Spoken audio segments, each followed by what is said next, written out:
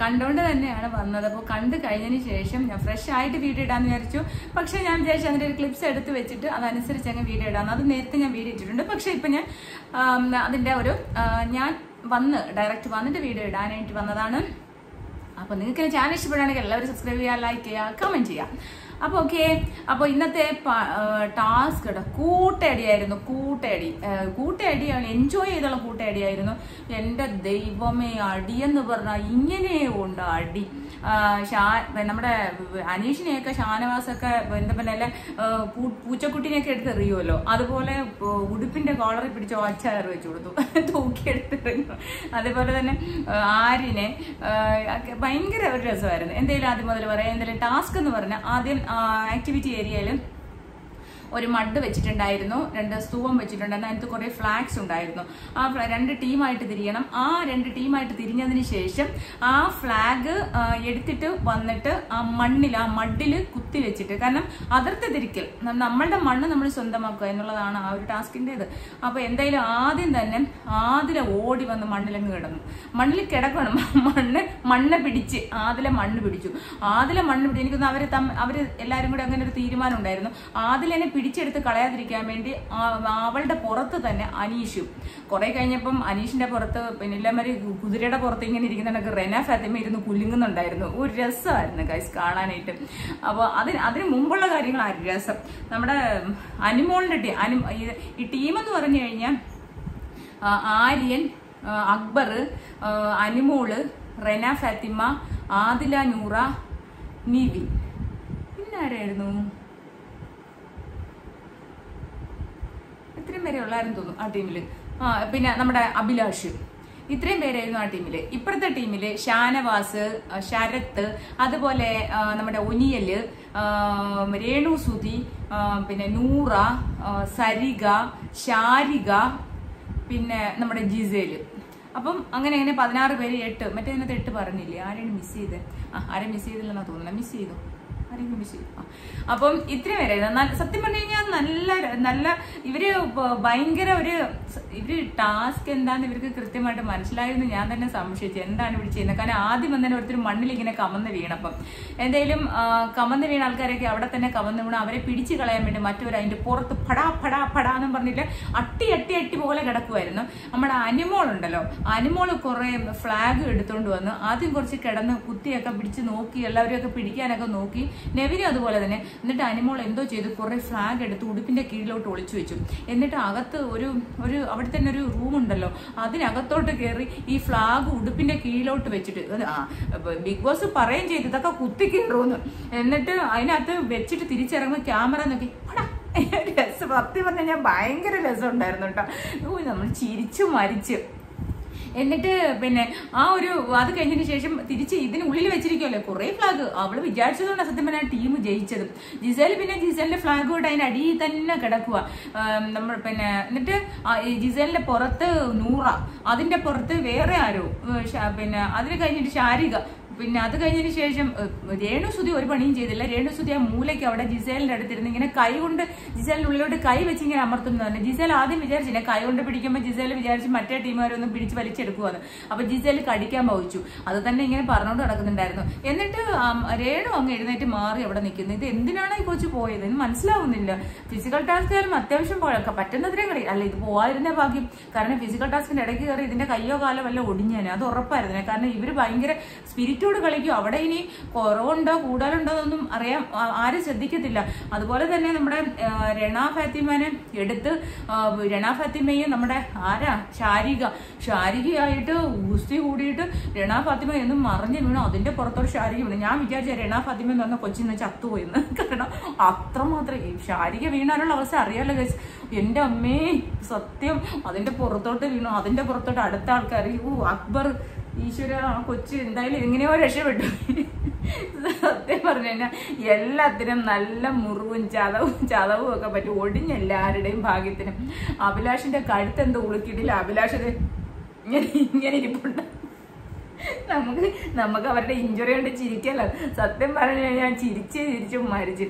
എന്നിട്ട് നമ്മുടെ അനുമോടെ ഒരു പൂഴിക്കട കൊണ്ട് അനുമോളെ പിടിക്കാൻ ഇങ്ങനെ വന്ന്, ഇത് വയറ്റിൽ നിന്ന് എടുക്കാൻ വേണ്ടിയിട്ടാണല്ലോ, ഇവളുടെ ഉടുപ്പിനുള്ളിലാണല്ലോ. അപ്പൊ ഉടുപ്പിനുള്ളിലേക്ക് നമ്മുടെ ശാരികയാണെന്ന് തോന്നുന്നു എടുക്കാൻ വന്നപ്പോഴത്തേക്കും ഇവള് ഇങ്ങനെ തിരിഞ്ഞ് ഇല്ല, പിന്നെ നമ്മുടെ ഈ സർക്കസുകാർ ചെയ്യൂലേ, സർക്കസുകാർ ചെയ്യുന്നടക്കും ഇങ്ങനെ മറിഞ്ഞിങ്ങനെ പോകുന്നു. സത്യം പറഞ്ഞു കഴിഞ്ഞാൽ അനുമോൾ അങ്ങനെ ചെയ്യും നമുക്ക് സ്വപ്നത്തിൽ പോലും വിചാരിക്കാൻ പറ്റത്തില്ല. അങ്ങനെ ഓടിയിട്ട് ഊന്നും പറഞ്ഞിട്ട് ഒറ്റ അതിന്റെ കൂവല്. അപ്പൊ സത്യം പറഞ്ഞാൽ ഞങ്ങൾ വിചാരിച്ചു അനുമോടെ വയറ്റിലോ എവിടെയോ ഇതെല്ലാം കൂടി കുത്തി കയറിയിട്ടുണ്ട്. കാരണം ബിഗ് ബോസ് ഓൾറെഡി പറഞ്ഞു കഴിഞ്ഞു ഇത് കുത്തി കയറുന്ന സാധനമാണ്, ഇത് ഭയങ്കര ഷാർപ്പാണ് എന്ന് പറഞ്ഞു കഴിഞ്ഞു. ഞാൻ വിചാരിച്ചു അനുമോടെ കുത്തി കയറിയിട്ടുണ്ട്. തിരിച്ച് അനുമോള് സ്ക്രീനിൽ ഒരു 10 സെക്കൻഡ് 5 സെക്കൻഡ് കാണിച്ചില്ല. ഞാൻ വിചാരിച്ചു പോയി അനുമോളെ എവിടെയോ കുത്തി കയറി, അയ്യോന്ന് തലേ കൈ കൊടുത്തിരിക്കുക. എന്തായാലും അനുമോള് തിരിച്ച് വീണ്ടും അതേ സ്പീഡിൽ വന്ന് കിടന്ന് ബഹളം വയ്ക്കുന്നുണ്ട്. എന്നിട്ട് ഓരോരുത്തരും വന്നിട്ട് പിടിച്ചു പറയുന്നവരൊക്കെ ദേഷ്യപ്പെടുന്നു. അപ്പോഴാണ് ഈ ഷാനവാസ് ഓടി വന്ന് പിന്നെ ഇത് വലിച്ചു പൊക്കി ദൂരെ കളഞ്ഞത് അനീഷിനെ പൂച്ചക്കുട്ടിയിലെ മുയലിന്റെ ഒക്കെ ചെവി പിടിച്ച് കളയുന്നതൊക്കെ എടുത്തോണ്ടെന്ന് ഒറ്റേറി. എന്നിട്ട് അതെല്ലാം കഴിഞ്ഞിട്ടിരുന്ന് പിന്നെ അവിടെ ഇരുന്ന് പറയുന്നുണ്ടായിരുന്നു നിന്നെ പിന്നെ അത് പിന്നെ പറയാം. അപ്പോഴെന്നിട്ട് അത് കഴിഞ്ഞതിന് ശേഷം പിന്നെ കളി നിർത്താൻ ഇവരോട് ലാസ്റ്റ് ബിഗ് ബോസിന് മനസ്സിലായി കളി കാര്യമായി. കാരണം ഒറ്റ എണ്ണം രേണു മാത്രമേ ഉള്ളൂ മാറി നിൽക്കുന്നത്, ബാക്കി എല്ലാവരും സ്റ്റണ്ട് തന്നെ സ്റ്റണ്ട്. അത് കഴിയുമ്പോ ബസർ അടിച്ചു കഴിഞ്ഞിട്ട് എവിടെ ആര് കേക്കാന്, ഒരു രക്ഷയും ഇല്ല. ബസർ കണ്ടിന്യൂസ്ലി അടിച്ചില്ല. നമ്മളില്ല അപകടമൊക്കെ വരുമ്പോ സൈറൻ മുടങ്ങത്തില്ല, അതുപോലെ ബസർ ആദ്യമായിട്ടാണെന്ന് എനിക്ക് തോന്നി. ഞാൻ കണ്ടിട്ടില്ല, കഴിഞ്ഞ സീസണിലൊന്നും ഞാൻ കണ്ടിട്ടില്ല ഇതേ കണക്ക്. കാരണം അവരും ബസർ അടിച്ച് അപ്പോഴേ നിന്ന് അവിടെ കഴിഞ്ഞു. ഇത് കണ്ടിന്യൂസ് അടിച്ചിട്ട് പോലും കളി ഇവരത് ടാസ്ക് നിർത്തുന്നില്ല. ഇവര് തമ്മിൽ അടിക്കുവാണ്, അങ്ങോട്ടും ഇങ്ങോട്ടും കിടന്ന് പരസ്പരം കൂട്ടയടി അടിക്കുവാണ്. ലാസ്റ്റ് നിർത്തൂ എന്ന് ബിഗ് ബോസ് ദേഷ്യം കയറിയിട്ട് ബിഗ് ബോസ് പറഞ്ഞ് അനൗൺസ് ചെയ്തു. അങ്ങനെയാണ് ഇവര് വളരെ കഷ്ടപ്പെട്ടത് നിർത്തിയത്. എന്നിട്ട് ബിഗ് ബോസ് പറഞ്ഞു ആരും കൺഫെഷൻ റൂമിലേക്ക് വാ, എല്ലാ എണ്ണവും വന്നിട്ട് അവിടെ വന്നിരിക്കാൻ പറഞ്ഞു. എന്താണ് പറയാ, വിസിറ്റിംഗ് റൂം എന്നല്ലല്ലോ, ലിവിങ് റൂമിൽ വന്നിരിക്കാൻ പറഞ്ഞു. അങ്ങനെ പിന്നെ അത് തന്നെ വളരെ കഷ്ടപ്പെട്ട. ഇവിടെ ബിഗ് ബോസ് പറഞ്ഞാലൊന്നും ഒരു കേൾവിയില്ല. സ്കൂളിലെ കുട്ടികൾ കളിക്കാനായിട്ട് വിടുമ്പോഴേ വെള്ളടിച്ച് കളിക്കാൻ വിടുകയെന്ന് വിചാരിച്ച് എല്ലാണ്ണോടും ഓടി പുറത്തു വിടുമല്ലോ, പണ്ടത്തെ ഒരു കാലഘട്ടം. ഇപ്പൊ കുറച്ചും കൂടി ഡിസിപ്ലിനൊക്കെ ആയി. അപ്പൊ അത്രയും പിന്നെ വിളിക്കുമ്പോൾ ഒക്കെ ഇച്ചിരി പാടാവാൻ തീർന്ന് എന്നൊക്കെ പറഞ്ഞ് തലയും ചേർന്ന് അവിടെ ഇവിടെയൊക്കെ നിന്ന് കാലും പന്തും തട്ടിയൊക്കെ നിൽക്കുന്ന കുറെ പിള്ളേരുണ്ടല്ലോ പണ്ടത്തെ കാലത്ത്. അപ്പൊ ആ ഒരു സ്റ്റൈലാണ് ഇവിടെ. ബിഗ് ബോസ് പറഞ്ഞ് ഏതോ ഒരു സ്കൂൾ ഹെഡ് മാസ്റ്റർ പറഞ്ഞ് കയറിനടകത്ത് എവിടെ ഇച്ചിരി അവിടെയൊക്കെ തട്ടിന്ന് ചൂരലെടുക്കാത്തത് കൊണ്ട് ഇവന്മാര് കയറിയില്ല. അപ്പൊ അവിടെ ഇവിടെയൊക്കെ നടക്കുന്നു. ചൂരലില്ലാതെ ഹെഡ് മാസ്റ്റർ പറഞ്ഞാലുള്ള അവസ്ഥ എങ്ങനെയാണ്? ഇത്രയേ ഉള്ളൂ, ചൂരലുമായിട്ട് ഹെഡ് മാസ്റ്റർ വന്നാൽ ഓടിയെല്ലാം അകത്ത് കയറും. ഇത് അവിടെയൊക്കെ തട്ടി നിന്ന് ബിഗ് ബോസ് ഒരു 4-5 തവണ അനൗൺസ് ചെയ്തു എല്ലാവരും വന്ന് ലിവിംഗ് റൂമിൽ ഇരിക്കാൻ. ഈ ക്യാപ്റ്റൻ ആരിനെ വിളിച്ചു. ആര്യൻ എന്നിട്ട് കൺഫെഷൻ റൂമിൽ ചെന്നിട്ട് എന്നിട്ട് എന്തൊക്കെ കോപ്രായം കാണിക്കുന്നത്. എന്നിട്ട് ആര്യൻ്റെ അടുത്ത് പറഞ്ഞാൽ ആര്യൻ പോയിട്ട് അവരോട് എന്തെങ്കിലും പ്രോബ്ലം ഉണ്ടോ എന്ന് ചോദിക്കാൻ പറഞ്ഞു. ആര്യൻ എവിടെ? ആരും ചോദിക്കാനും ഇല്ല ഒന്നുമില്ല. എല്ലാവരെയും വിളിച്ചിരുത്താൻ പറഞ്ഞ ആര്യൻ അവിടെ ഒന്നും ചെയ്യാൻ നിൽക്കുന്നു. ലാസ്റ്റ് ബിഗ് ബോസിന് ക്ഷമ ഇട്ടിട്ട് ബിഗ് ബോസ് ചോദിച്ചു എല്ലാവരും വന്നിരുന്നോ എന്ന് ചോദിച്ചു. എല്ലാവരും വന്നിരുന്നു. അപ്പൊ ചോദിച്ചു ആർക്കെങ്കിലും പ്രശ്നങ്ങളുണ്ടോ, ഇഞ്ചുറി വല്ലതും ഉണ്ടോ എന്ന് ചോദിച്ചു. അപ്പോൾ ഉടനെ ആര്യൻ അത് ചോദിക്കുന്നു. അപ്പൊ പറഞ്ഞു ചോദിക്കാൻ ഞാൻ ഇവിടെ ഉണ്ട്, ബിഗ് ബോസ് പറയാം. അപ്പൊ ആര്യനോട് ചമ്മിപ്പോയിരുന്നു. എന്തായാലും ഇഞ്ചുറി പറ്റിയ ഓരോരുത്തരായിട്ട് കൺഫെഷൻ റൂമിൽ കൊണ്ടുപോയി മെഡിക്കൽ കൊടുക്കുന്നുണ്ട്. അവിടെ 2 ഡോക്ടർമാരൊക്കെ വന്നിരുന്ന് മെഡിക്കലൊക്കെ കൊടുക്കുന്ന കണ്ട് വേറെ അത്രയും തന്നെ. എന്നിട്ട് ഇവര് പിന്നെ അത് കഴിഞ്ഞ് എല്ലാവരും തിരിച്ചു വന്ന് ഫ്ലാഗ് എണ്ണാൻ പറഞ്ഞു വിട്ട്. ആരെയൊക്കെ? നമ്മുടെ നെവിനെയും ഈ കൊച്ചിന്റെ പേരെന്തുവാ, ഈ ജിസേലും കൂടി ആ ഒരു ഫ്ലാഗ് എണ്ണാൻ പോയി. ജിസേൽ എന്തോ ഒരു കള്ളക്കളിയപ്പ 138. ഈ ചെറുക്കനാണെങ്കിൽ ഒന്നും ശ്രദ്ധിക്കുന്നില്ല. ഈ ചെറുക്കൻ ചുമ്മാ ഇരുന്ന് 124 എന്ന് പറഞ്ഞിട്ട് പിന്നെ അവൻ പറയും 114 എന്ന്. അങ്ങനെ തന്നെ തെറ്റിക്കുന്നു. അപ്പൊ ജിസേൽ അതനുസരിച്ച് കുറവ് പറയുന്നു കേട്ടോ. അപ്പം ജിസേല് കറക്റ്റായിട്ട്, കാരണം ജിസേലിന് മനസ്സിലായി ഇവനെ പറ്റിക്കാവെന്ന് മനസ്സിലായിട്ട് പിന്നെ കുറച്ച് പറയുന്നു. അത് കഴിഞ്ഞിട്ട് എന്തായാലും 164 എന്നിട്ട് അത് ഇതിനില്ല. ആദ്യം ബിഗ് ബോസ് എന്നിട്ട് അനൗൺസ് ചെയ്തു ഒരു ഇത്തിരിയെങ്കിലും ഫ്ലാഗിനകത്ത് പേപ്പർ ഉള്ള ഫ്ലാഗ് കൂട്ടാവുന്നു. എന്നിട്ട് ഈ ജിസേല് സമ്മതിക്കത്തില്ല. അങ്ങനെ ഒരു 4-5 എണ്ണം അങ്ങ് മാറ്റി 64 നിന്ന് 58 ആക്കി വെച്ചു. പിന്നെ ജിസേലിന്റെ എണ്ണ ഇപ്പൊ 128. അങ്ങനെ എന്തായാലും 128 എ ടീമിനും ബി ടീമിനും 158. അനുമോൾ ആ ഒരു ടീം ആര്യൻ, അനിമോൾ, അനീഷ് ഒക്കെ ഉള്ള ടീമാണ് വിജയിച്ചത്. പിന്നെ അപ്പൊ ഇവര് ഇവിടെ ഇരുന്ന് ഇവര് ലിവിങ് ഏരിയയിൽ ഇരുന്ന് പറയുവാണ് ഷാനവാസ്, ഞാൻ അവനെ തൂക്കിയെടുത്തങ്ങ് എറിഞ്ഞു. അപ്പൊ അനീഷ്, എടോ നീ ഒരു ബുദ്ധിയില്ലാത്തവനടാ, നീ എന്റെ ഉടുപ്പിനെ പിടിച്ച് തൂക്കി എറിയുന്നടാ, നീ അല്ല എന്നെ ഇങ്ങനെടാ പിടിക്കേണ്ടത്, നീ എന്റെ ഉടുപ്പിനെ പിടിച്ച് എന്തിനാടാ എന്ന് പറഞ്ഞു. ഉടുപ്പിന് പിടിച്ചത് കൊണ്ടാണ് എനിക്കത് ചെയ്യാൻ പറ്റുന്നത്. അപ്പൊ പറയാം, നീ അല്ലാതെ നിന്നെ തൂക്കി എറിഞ്ഞാൽ നീ പിന്നെ ചെന്നൈ ടൗണിൽ പോയി വീണേനെ.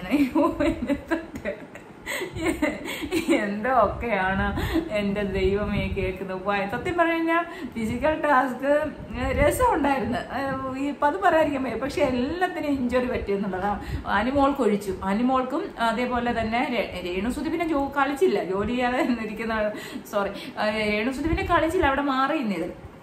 അല്ലാതെ അനിമോൾ പിന്നെ കളിച്ച അനിമോൾക്ക് യാതൊരു തരം പരിക്കും പറ്റില്ല. അപ്പൊ അത് പറയുന്നത്. അപ്പൊ അനിമോൾ പറഞ്ഞു, അങ്ങനെയാ വേണ്ട, നിങ്ങൾക്കൊന്നും കളി അറിയത്തില്ല. സത്യമാണ്, നമ്മുടെ ശരീരത്തിന് അധികം പരിക്ക് പറ്റാതെ മാക്സിമം നമ്മൾ എന്താ അതിന്റെ പേര്, ഫ്ലാഗ് എടുക്കുക, ഫ്ലാഗ് എടുത്ത് കുത്തുക, അതാണ് ജോലി. അല്ലാതെ ചെന്ന് കിടന്ന് ഉരുണ്ട് അവിടെയും വലിച്ചിട്ടിട്ടില്ല. പിന്നെ അവരുടെ ഫ്ലാഗ് നശിപ്പിക്കുകയുള്ളൂ. അനിമോൾ ഇവരൊരു സ്ട്രാറ്റജി ഉണ്ടായിരുന്നു ബി ടീമിന്. കാരണം ഇന്ന ആൾക്കാർ ഫ്ലാഗ് എടുക്കുക, ബാക്കിയുള്ളവർ മണ്ണെടുക്കുക, പിന്നെ അതുപോലെ തന്നെ ഈ ഫ്ലാഗ് വലിച്ചു പൊട്ടിക്കുന്ന ആരാണ്, അങ്ങനെ ഒരു ചെറിയ കോർഡിനേഷൻ ഉണ്ടായിരുന്നു. മറ്റൊരു ടീമിന് കോർഡിനേഷൻ കുറവായിരുന്നു. എന്തായാലും ജിസേലിന്റെ കള്ളക്കളി ഉണ്ടായിരുന്നു. ജിസേലിന്റെ കള്ളക്കളിയിലാണ് ഇത്രയും ഫ്ലാഗ് കുറഞ്ഞത്. അല്ലെങ്കിൽ 164 ആണ് എണ്ണിയത്. പിന്നെ ബാക്കിയുള്ള 5-6 അവിടെ മാറ്റി വെച്ചിട്ടുണ്ട്. 170 മേളിൽ ഫ്ലാഗ് ഉണ്ടായിരുന്നു ബി ടീമിന് കേട്ടോ. അപ്പൊ ഇതായിരുന്നു ഇന്നത്തെ ഫിസിക്കൽ ടാസ്ക്. ഇപ്പൊ അവിടെ നടന്നുകൊണ്ടിരിക്കുന്ന ലാപ്ടോപ്പ് ഒന്നും ചെയ്തില്ല.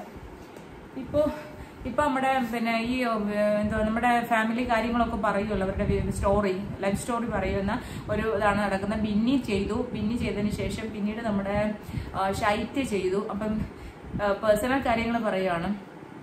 മാക്സിമം ഞാൻ ഒരു കാര്യം ആലോചിച്ചോട്ടെ, ഇവരെല്ലാവരും ഇവരുടേതായ ലൈഫ് സ്റ്റോറി പറയുമ്പോൾ എല്ലാവരും സങ്കടകരമായ കാര്യങ്ങൾ പറയാണ്.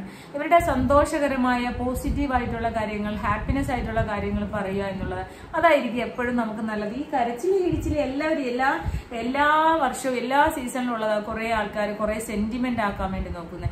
നമ്മൾ മാക്സിമം ചില്ലാക്കുക. നമ്മളെന്തായാലും നമ്മൾ അനുഭവിച്ച സങ്കടം പിന്നെ നമ്മൾ അവിടെ കൂടി പോയി അത് ആലോചിച്ച് കരയേണ്ട ഒരു ആവശ്യമില്ല. നമ്മൾ ചില്ലാക്കുക. നമുക്ക് എത്രയൊക്കെ പോസിറ്റീവ് ഉണ്ട്, നമുക്ക് എത്രയൊക്കെ സന്തോഷങ്ങൾ എപ്പോഴൊക്കെ ഉണ്ടായി, നമ്മുടെ നേട്ടങ്ങൾ പറയുക. നമ്മൾ പിന്നെ സൊസൈറ്റിക്ക്, നമ്മുടെ സമൂഹത്തിലേക്ക് നല്ല നല്ല മെസ്സേജ്, നമ്മൾ എങ്ങനെയാണ് നമ്മുടെ ലൈഫിൽ എങ്ങനെയാണ് നമ്മൾ കരകയറി, നമ്മൾ എങ്ങനെയാണ് രക്ഷപ്പെട്ടത്, എന്നിട്ട് അത് അത് അത്ര കുറഞ്ഞ സമയത്തിനുള്ളിൽ എത്ര സൊസൈറ്റിക്ക് എത്ര മെസ്സേജ് കൺവേ ചെയ്യാമോ അത് കൺവേ ചെയ്യാം. അല്ലാണ്ട് ഞാൻ പണ്ട് പട്ടിണി കിടന്നതും ഞാൻ പണ്ട് ഇല്ലാഞ്ഞതും ഒന്നും പറഞ്ഞതിനെ അങ്ങനെ വെറുതെ കരഞ്ഞ ആ സമയം ഉള്ള സമയം കളഞ്ഞ് 2-3 മിനിറ്റ് ആയിരിക്കും കിട്ടുന്നത്. ആ മിനിറ്റിൽ നമ്മുടെ സൊസൈറ്റിയിലേക്ക് അല്ലെങ്കിൽ കുട്ടികൾക്ക് അല്ലെങ്കിൽ നമ്മളെ ഈ വളരെ ബുദ്ധിമുട്ടി പഠിച്ച് ഉയർന്നു വന്ന ആൾക്കാരാണ്, അല്ലെങ്കിൽ നമ്മൾ ഇന്ന അവസ്ഥയിൽ നിന്ന് വന്നിട്ട് ഞാൻ ഇങ്ങനെ ആവാൻ എനിക്ക് സാധിച്ചു, അത് ഇന്ന കാരണങ്ങൾ കൊണ്ടാണ്, ആ ഒരു പോയിന്റ് ഔട്ട് ചെയ്ത് അങ്ങ് പറഞ്ഞു കഴിഞ്ഞാൽ സൊസൈറ്റിക്ക് നല്ലൊരു മെസ്സേജ് കൊടുക്കാനും പറ്റും. ചുമ്മാ ഇരുന്ന് ഇങ്ങനെ കണ്ണീരൊഴിപ്പിച്ച് മോങ്ങേണ്ട ഒരു കാര്യമില്ല. അത് കുറേയൊക്കെ അഭിനയമാണ് കുറെ ആൾക്കാരുടെ. കാരണം ഇത് ഉണ്ടാക്കുന്ന കഥ പോലെ മറ്റുള്ളവർക്ക് തോന്നും. കുറെ ആൾക്കാരുടെ, ഞാൻ എല്ലാവരെയും പറയുകയല്ല, ചില ആൾക്കാരുടെ നമ്മളെപ്പോഴും ചില്ലായിട്ട് നമ്മളൊരു ഹാപ്പിനെസ് മൊമെന്റ് ക്രിയേറ്റ് ചെയ്യുക എന്നുള്ളതാണ് എൻ്റെ ഒരു ഒപ്പീനിയനാണ് കേട്ടോ. പിന്നെ അല്ലാണ്ട് ഇങ്ങനെ പണ്ട് നടന്ന കാര്യങ്ങൾ എപ്പോഴും ഏത് ബിഗ് ബോസിൽ നോക്കിയാലും ഇങ്ങനെ ലൈഫ് സ്റ്റോറി പറയുമ്പോൾ കുറെ ആൾക്കാർ ഇങ്ങനെ മൂക്കും പിഴിഞ്ഞ് കരച്ചിൽ, എനിക്കത് എന്തോ ഒരു ഇഷ്ടമല്ല. നമ്മൾ ചെല്ലുന്നിടത്തൊക്കെ എപ്പോഴും സന്തോഷമായിട്ടിരിക്കുക, ചാടി പിടിച്ച് ചിരിച്ച് ബഹളം ഉണ്ടാക്കി നമ്മൾ ചെല്ലുന്നത് ഒരു പോസിറ്റീവ് വൈബ് ആ ഒരു അറ്റ്മോസ്ഫിയറിൽ ഉണ്ടാക്കുക എന്നുള്ളത് എൻ്റെ ഒരു ഇഷ്ടം. അതുകൊണ്ട് ഞാൻ പറഞ്ഞോളൂ, എല്ലാവരും അങ്ങനെ ആയിരിക്കത്തില്ല. നമ്മൾ ഒരുപാട് വിഷമിച്ചും ബുദ്ധിമുട്ടിയും ഒക്കെ ജീവിച്ച ആൾക്കാരാണ്. പക്ഷെ നമ്മൾ ഒരിക്കലും നമ്മളുടെ ആ ഒരു വിഷമങ്ങളൊന്നും പുറമേയൊന്നും ആൾക്കാരോട് കഴിഞ്ഞു പോയി. എന്തിനാണ് അത് പറഞ്ഞ് വീണ്ടും പറഞ്ഞ് നമ്മൾ കാണുന്നവരെ കൂടി വേദനിപ്പിക്കേണ്ട. നമ്മളിപ്പോൾ ഭയങ്കര ചില്ലാണ്. അവിടെ മാക്സിമം എത്ര ഹാപ്പിനെസ് നമുക്ക് സ്പ്രെഡ് ചെയ്യാവോ ആ അറ്റ്മോസ്ഫിയർ നമ്മളുള്ള എൻവയോൺമെന്റിൽ, അതാണ് നമ്മൾ ചിന്തിക്കുന്നത്. ഞാൻ അങ്ങനെ ആ ഒരു ക്യാരക്ടറാണ് ഞാൻ. അതുകൊണ്ടാണ് ഞാൻ പോകുന്നിടത്തെല്ലാം ഞാൻ എല്ലാവരെയും സന്തോഷിപ്പിക്കുക, ചിരിപ്പിക്കുക. കരയുന്നവരായാലും എൻ്റെ തമാശയൊക്കെ കേട്ട് ഭയങ്കര ചിരിച്ചാണ്. എന്നെ അറിയാവുന്നവർക്കെല്ലാം അറിയാം. അങ്ങനെ ചിരിച്ച് ബഹളം ഉണ്ടാക്കിയിട്ടാണ് അവർ തിരിച്ചു പോകുന്നത്. അങ്ങനെയാണ് എനിക്കിഷ്ടം. അപ്പം അതുകൊണ്ട് എനിക്ക് ലൈഫ് സ്റ്റോറി കേൾക്കാൻ ഇഷ്ടമില്ല. അതുകൊണ്ടാണ് ഞാൻ ഈ ലൈഫ് സ്റ്റോറിയെ കുറിച്ചിട്ട് ഒന്നും പറയാത്തത്. കാരണം ഞാനത് കേൾക്കാറില്ല, എനിക്കത് ഇഷ്ടമല്ല. ഞാൻ രേണുസുതിയുടെ കേട്ടത്. അപ്പോൾ അവള് ഒരിക്കലും രേണുസുതിയുടെ ലവ് സ്റ്റോറി അവള് അച്ഛൻ്റെ ഗുണങ്ങളാണ് പറഞ്ഞത്. കഷ്ടപ്പെട്ടു, പക്ഷെ ഞങ്ങൾ ഭയങ്കര സന്തോഷമായിരുന്നു. നമ്മൾ ചിരിച്ചാണ് പറഞ്ഞത്. സത്യമോ കള്ളമോ, പക്ഷെ ആ ചിൽനെസ്, ആ ഹാപ്പിനെസ്, ആ ഒരു മൂഡാണ് നമ്മൾ ക്രിയേറ്റ് ചെയ്യണം. അല്ലാണ്ട് നമ്മൾ കുറേ സങ്കടങ്ങൾ, നമ്മൾ അനുഭവിച്ചതും അനുഭവിക്കാത്തതും ഒക്കെ കുറേ സങ്കടങ്ങൾ അവിടെ വലിച്ചു വാരിയിട്ട് അവിടെയും കണ്ണീരില്ലാത്ത ആകെപ്പാടെ മാനസിക സംഘർഷമാണ് ബിഗ് ബോസ് എന്നൊക്കെ പറഞ്ഞാൽ അല്ലേ, എവിടെ പോകുന്ന കണ്ടസ്റ്റന്റുകൾ. പിന്നെ ഉള്ള ടെൻഷനും പഴയ കഴിഞ്ഞു പോയും കളഞ്ഞതും നമ്മൾ മറക്കാൻ ആഗ്രഹിക്കുന്ന ഒക്കെ കാര്യങ്ങൾ അവിടെ വിളമ്പിയിട്ട് അങ്ങനെ ഇപ്പോൾ പ്രേക്ഷകരെ അങ്ങനെ അറിയിക്കേണ്ട ഒരാവശ്യകതയില്ല. അറിയിക്കണമെന്ന് ആഗ്രഹമുള്ളവരായിരിക്കും അറിയിക്കുന്നത്. It's okay. അപ്പോൾ അതുകൊണ്ട് ഞാൻ എന്തുകൊണ്ടാണ് അതിനെക്കുറിച്ച് പറയാത്തത് എന്നുള്ളത് ഞാൻ പറഞ്ഞെന്നുള്ളൂ.